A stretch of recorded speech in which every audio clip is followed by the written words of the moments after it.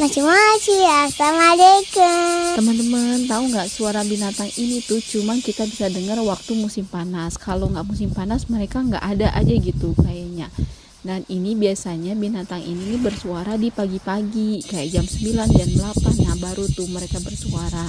Nah pasti ini kalian tuh pernah dengar di Doraemon atau di kartun-kartun lainnya.